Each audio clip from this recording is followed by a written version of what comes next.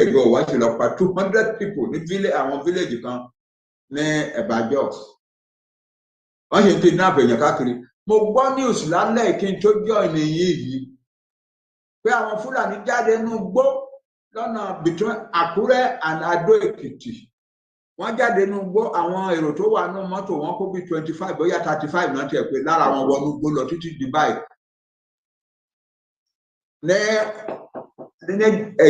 Bóyá ìjẹta àbí ìjẹrin náà ní ilé ìṣẹ̀lẹ̀ bọ̀tẹ̀ ní mo ṣẹ̀ wá gbọ́ pé wọ́n kó wọn wọnú igbó lọ, wọ́n stop mọ́tò wọn, àwọn jáde nínú mọ́tò wọn kó wọn wọnú igbó lọ. Àwọn tó ń ṣe wọ̀nyẹn wọn rò wá sí ire o. Ẹ má jẹ́ ká careless ẹ̀yin ọmọ Yorùbá, ẹ jẹ́ ká wà vigilant, but more importantly ẹ jẹ́ ká ṣètò bá ṣe máa jáde. Ẹ cooperate pẹ̀lú àwọn tó ń ṣètò pé ká jáde kó bàa lè tètè lọ wọ́rọ́wọ́. Ó dẹ̀ lè lọ, a lè gbára wa sílẹ̀, and we are on the way to do it, and by the grace of God it will happen, but let everybody contribute a little to it. Contribute your own little share. Ordinarily lè kó dìde lọ bá àwọn màmá wa tó tajà sọ fún ọ pé àwọn Fúlàní máa fẹ́ pa wá rẹ́, aláàmà fẹ́ kúrò ní Nàìjíríà. Ó ti tó. Those two sentences. Àwọn bàbá kan ti dìde o fún wọn ní a máa kúrò, a dẹ̀ rò pé ó yẹ ká máa gbàdúrà fún wọn. Ó ti tó. Ó ti contribute náà nìyẹn. That is it. Let everybody contribute. Kì í ṣe gbogbo ara lè mọ̀ ṣe, kì í ṣe gbogbo ara lè dàbí Sunday Igboho, kì í ṣe gbogbo ara lè dàbí Mayor, kì í ṣe gbogbo wa o. Ṣùgbọ́n kò sẹ́ni wa tí ò lè contribute a little to this struggle. Let everybody decide to contribute their own little contribution, make their own little contribution to the struggle. We Yoruba must get out of Nigeria, and we are going to get out of Nigeria. It is the only solution. I want to feel the Wawakakiri, yeah, in the same country. It's like sleeping with the enemy. It's like sleeping with the enemy. Okay, that's my message to the Yoruba people. Be vigilant, contribute to the Yoruba self-determination struggle, and let us get our way out of this. We are a very large nation, a very prestigious nation in the world. And already people are responding to us in the world. Yeah.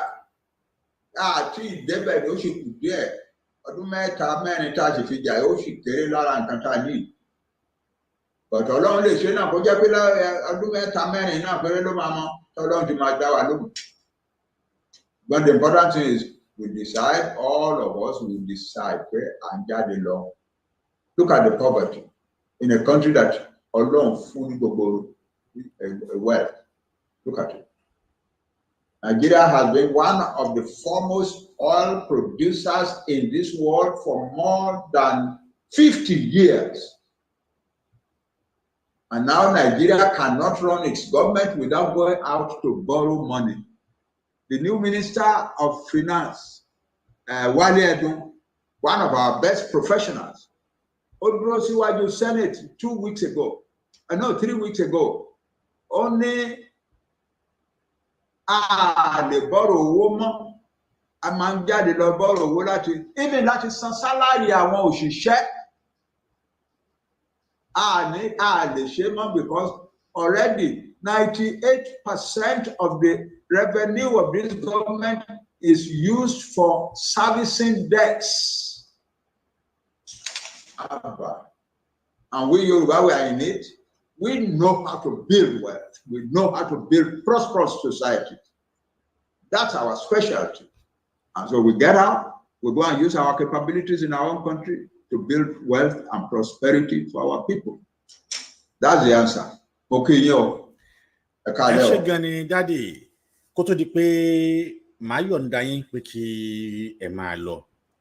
Ọ̀pọ̀lọpọ̀ àwọn ìdílé àti ọmọ Yorùbá ni wọ́n fara kásá ìjàmbá tó ṣẹlẹ̀ yìí. Kódà pàápàá ìkan lára àwọn màmá wa ní Omoboriowo Foundation, àwọn náà farakásá ọmọ wọn farakásá wàhálà yìí yẹn màmá wa prophetess CSR Tolúwaṣẹ. Ọmọ wọn yìí bẹ́ẹ̀ ọ̀pọ̀lọpọ̀ àwọn ọmọ Yorùbá ni wọ́n farakásá wàhálà yìí torí pé eléyìí tó kàn wá òun náà ni àwárí. Ọmọ wọn yìí kúrò ní ìlú Amẹ́ríkà, ó lọ bá ọ̀rẹ́ ẹ̀ ṣe ìyàwó ní ìlú Ghana. Ó wá ní kó òun fẹsẹ̀ kan yà sí ilé, òun náà ni ó ṣe kòńgẹ́ wàhálà ìjàmbá tó ṣẹlẹ̀ ní ìlú Ìbàdàn yìí. Bẹ́ẹ̀ gbogbo ọmọ káàárọ̀ òjíire pàápàá jùlọ bẹ́ẹ̀ náà ni wọ́n farakásá wàhálà yìí. Bàbá, mo fẹ́ kí ẹ bá wa gbàdúrà fún àwọn ìdílé tí kinní yìí tó ṣẹlẹ̀ sí, àwọn ìdílé tí wọ́n farakásá wàhálà yìí. Ẹ bá mi fi ẹnu àgbà ṣe àdúrà fún wọn nítorí pé ọmọ wọn tó ti lọ yìí, ẹbí tó ti lọ yìí, ará tó ti lọ yìí, kò sí, wọn ò lè padà wá mọ́. Wọ́n sì ń yọ Yorùbá lẹ́yọ kọ̀ọ̀kan bí ọwọ́ ni, ṣùgbọ́n Elédùmarè yóò bá wa fi mọ́. Bẹ́ẹ̀ bá mi ṣe àdúrà fún àwọn ìdílé tí ó ṣẹlẹ̀ sí yìí, pàápàá ilé tó kàn wá gbọ̀ngbọ̀n torí kò sí ilé tó kàn wá nínú gbogbo ẹ̀, pátápátá ló kàn wá, pátápátá ló kàn wá. Gbogbo ọmọ Yorùbá tó gbẹ̀mí mì níbẹ̀ pátápátá ló kàn wá torí pé ọmọ yín ni gbogbo wa pátápátá. Ẹ bá mi ṣe àdúrà kó Olódùmarè kó bá wa bomi tútù síbi tí ìbànújẹ́ tó ti bá ìdílé kọ̀ọ̀kan. Ẹ ṣé púpọ̀. Ẹ ṣé, mo dúpẹ́ lọ́wọ́ Ọlọ́run pé kò pọ̀ jù yẹn. Báwọn ṣe ṣe yẹn ó lè pọ̀ jù yẹn, ọ̀tọ̀ Ọlọ́run ò jẹ́ kó pọ̀ jù yẹn. Only 5 people dead in that kind of humongous explosion.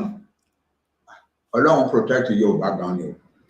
So the first thing tá a gbọ́dọ̀ ṣe ni ká dúpẹ́ lọ́wọ́ Ọlọ́run for his protection over us, over the Yorùbá people, and then pray pé ká má rírú ẹ̀ mọ́ o nílẹ̀ wa.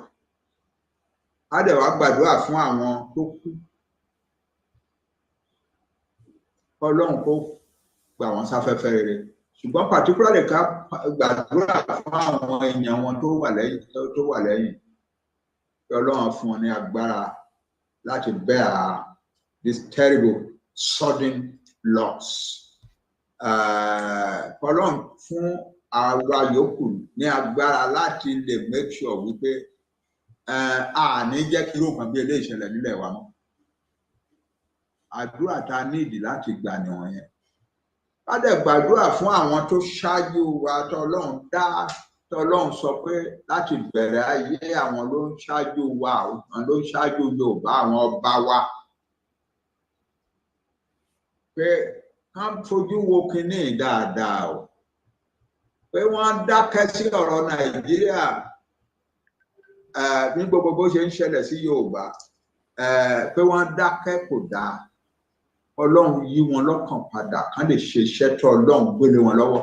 Lórí ìjọ tí wọ́n bá mú ẹjọ́ oyè, wọ́n sọ ẹ́ di lídà gbogbo wa nìyẹn. Tí wọ́n bá mú ẹjọ́ bá, wọ́n sọ ẹ́ di bàbá gbogbo wa nìyẹn.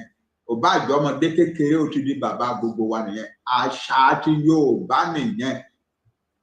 Therefore kò sọ́ba kankan tó máa sọ pé mi ò lọ́wọ́ sí o, you are the leader of our society. Ọlọ́run á fún yín ní agbára, á fún yín ní òye, á fún yín ní làákàyè bẹ́ẹ̀ ṣe máa ṣe láti ran àwọn èèyàn yín lọ́wọ́ tó ń try láti kó Yorùbá nation jáde. Ọ̀rọ̀ pé ká kó Yorùbá nation jáde kí o sí disaster ń bẹ, kò sí tragedy kankan ní pé àwọn kan yà kúrò ní Nàìjíríà. Kò sí tragedy ń bẹ. Wọ́n pín Nàìjíríà gan sí many countries. Kò sí ìpínlẹ̀ ń bẹ. Kálukú akó èèyàn wọn tí wọ́n lọ máa yà sọ́tọ̀. Wọ́n dẹ̀ lọ máa ṣe bó ṣe yẹ ká máa ṣe ní àṣà tiwọn. The Soviet Union was one of the two most powerful countries in the world. It was founded in 1918, 4 years after Nigeria was founded. 1918. In 1991, a breakup. 14 different countries ló jáde nínú Soviet Union. Nígbà tó ń ní àwọn various nationalities wọn lára, tó ní wọn lára, ìgbà tó yá wọ́n ṣàgbára wọn sílẹ̀. Fortunately wọ́n ní president kan gbà yẹn tá orúkọ ìjẹ́ Gorbachev òun ni ò jẹ́ kó di ogun rẹ́kẹrẹ́kẹ́. Millions of people ní ìbá kú tí Soviet Union bá break up in war. Millions of people ní ìbá kú because it was the largest single country in the world. 1.14 different countries. Now, every one of those different countries now, they are enjoying themselves, so they are running their country the way they know how to, according to their own culture, according to their own tradition, and everything is going well. So, of course, kì í ṣe dandan kò sí tragedy kankan ní pé country kan fẹ́ break up. Ní àwọn tó wá ń kúrò káàkiri Ọlọ́run ló dá Nàìjíríà, ẹnìkan kan ìrọ̀lẹ́ ń pa Ọlọ́run kan ló dá Nàìjíríà. Yes. The sovereignty of the Almighty God is universal over everything. He is the founder, creator, and ruler of all things. But he has, in his wisdom, given man the volition, the power to think and do things. It was man, greedy man, turn wild in Africa, trying to stop with slave trade. Now wá fẹ́ kí àwọn Africans ká máa ṣerú wọn lọ àwọn ló dá Nàìjíríà sílẹ̀ kì í ṣọlọ́run o. And pé Nàìjíríà dẹ̀ wá di rẹ́kẹrẹ́kẹ́ rúdurùdu bí ilé ọmọ ènìyàn ló fà á o. Àwọn tí wọ́n ṣáà ń fẹ́ pé àwọn náà gbọ́dọ̀ rule, àwọn náà gbọ́dọ̀ control, àwọn náà gbọ́dọ̀ ṣe tí wọ́n bẹ̀rẹ̀ sí kó gbogbo everything ní Nàìjíríà tó ń kójọ sí centralize. And that the social centralized and one destroy global capability among local government and states of Nigeria to develop on their own. The way we were doing under in the time of Awolowo. Want to destroy global capability, the different areas of Nigeria to manage their own affairs. In the way that Chief Awolowo managed the Western region. In the way that Dr. Azikwe managed the Eastern region, in the way that Sam Bello managed the Northern region, that is the best thing. Until night, our soldier Northerners, of the 33 years between 1966 and 1999, 29 years were military dictatorships. 29 out of 33, only 4 years, military dictatorship. And all the military dictators from July 1966 to 1999 were Northerners. And the ambition is unified. All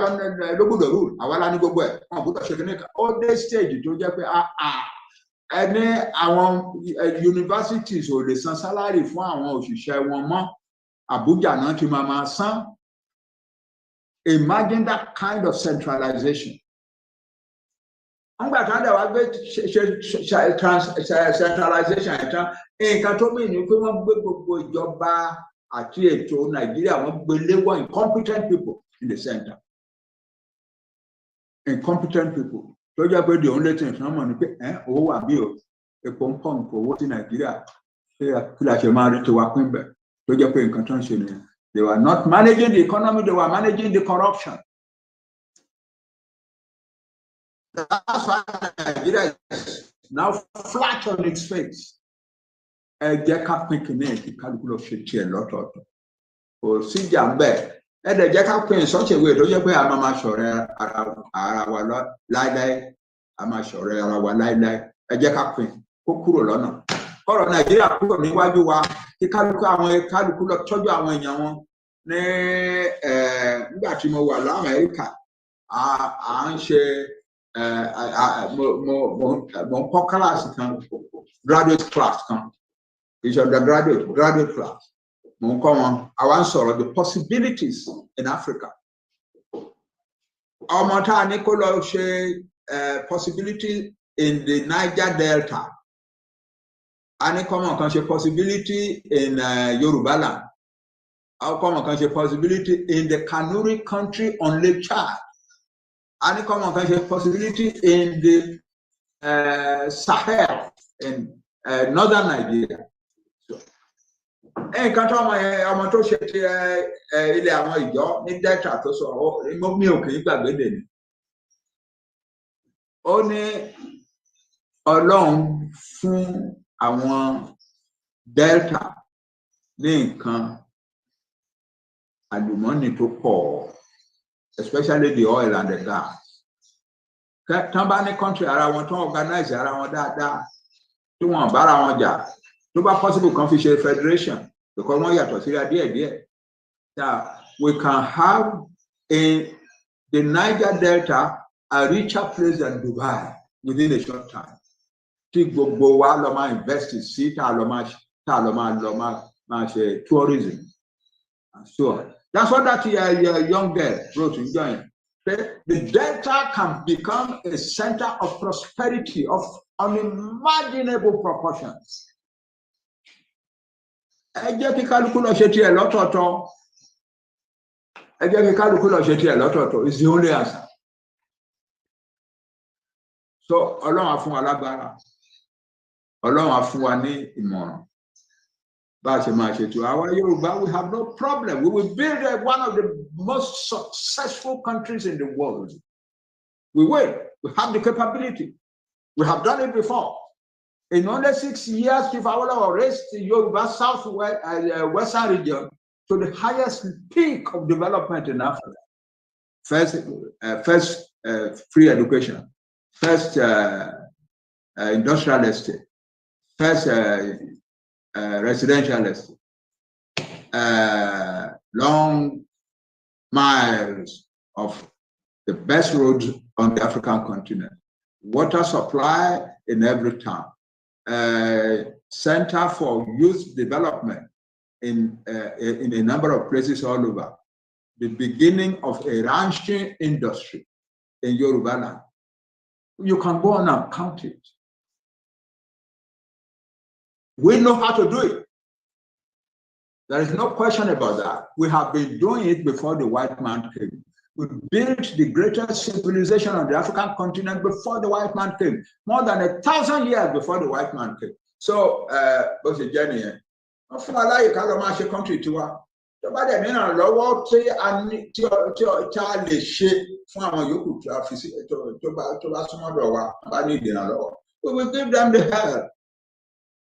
Our country, we will be a landlocked nation. No, you don't have to be a landlocked nation. You have the Yoruba people to the south, all the way to the sea. We are your brothers. We can make arrangements for you so that you can get to the sea somehow that is acceptable to us and to you under the laws of our land. Yeah, we are ready to do such things to help people. Ṣùgbọ́n pé and keep us in Nigeria by force and the law and the security, it's all a lie. We will go. And the Lord will open the door for us to leave Nigeria.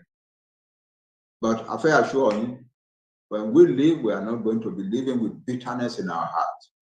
Yoruba people, we don't know how to harbor bitterness. We are going to be showing love and help to our neighbors.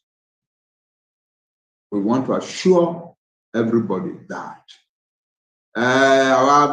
no nation, no country that is now part of Nigeria will be a landlocked country as the Lord lives. That's a promise. So ẹ jẹ́ ká máa lọ ká lọ ṣe ti wa, kẹ́yìn náà lọ ṣe ti yín, kó bá dá fún wa lọ́tọ̀ọ̀tọ̀.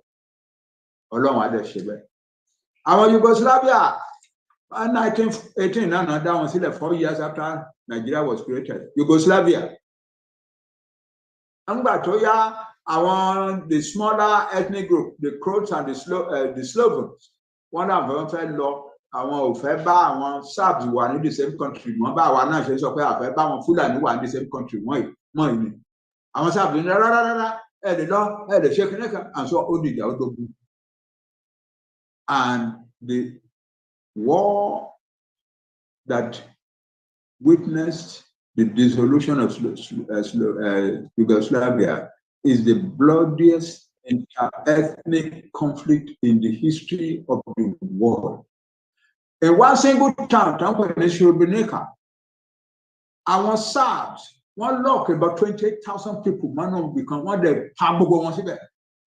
Yeah. Yes, things like that can happen in Nigeria, but Ọlọ́run ní jẹ́ kó ṣẹlẹ̀. Ẹ jẹ́ ká pín Nàìjíríà kí kálukú lọ ṣe tiẹ̀ lọ́tọ̀ọ̀tọ̀ peacefully. Don't behave like the Serbs of Yugoslavia, who caused the greatest human disaster in modern times. Ẹ jẹ́ ká lọ. Ẹni tó dẹ̀ ṣe president wọn gbà Slobodan Milosevic tó jẹ́ leader àwọn Serbs tó lérí pé àwọn ń lọ and so on and so forth. In the end, ayé wò títí pé he was guilty of war against humanity, crime against humanity. Wọ́n arrest ẹ̀, wọ́n try ẹ̀, inú ẹ̀wọ̀n ló kú sí. That didn't need gbogbo àwọn tó kú ní Yugoslavia did not have to die there. In the end, country tó lóun ò fẹ́ kó break up, ó pàpà break up. The Slovaks have their own Slovenia, the Croats have their own Croatia, and the Serbs have Serbia. That's it. Let each group go and have their own country.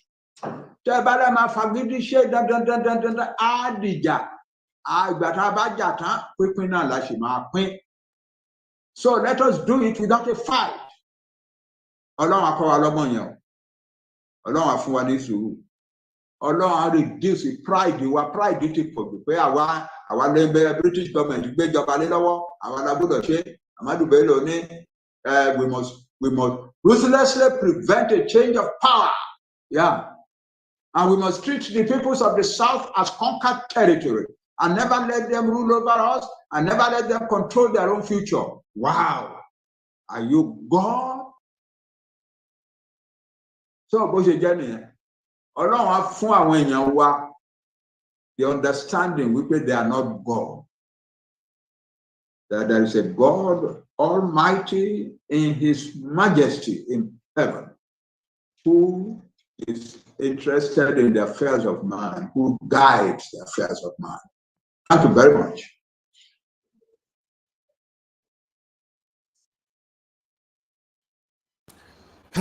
Ẹ ṣé gan ni bàbá, a dúpẹ́ lọ́wọ́ yín. Olódùmarè yóò máa jẹ́ kí a rí yín bá.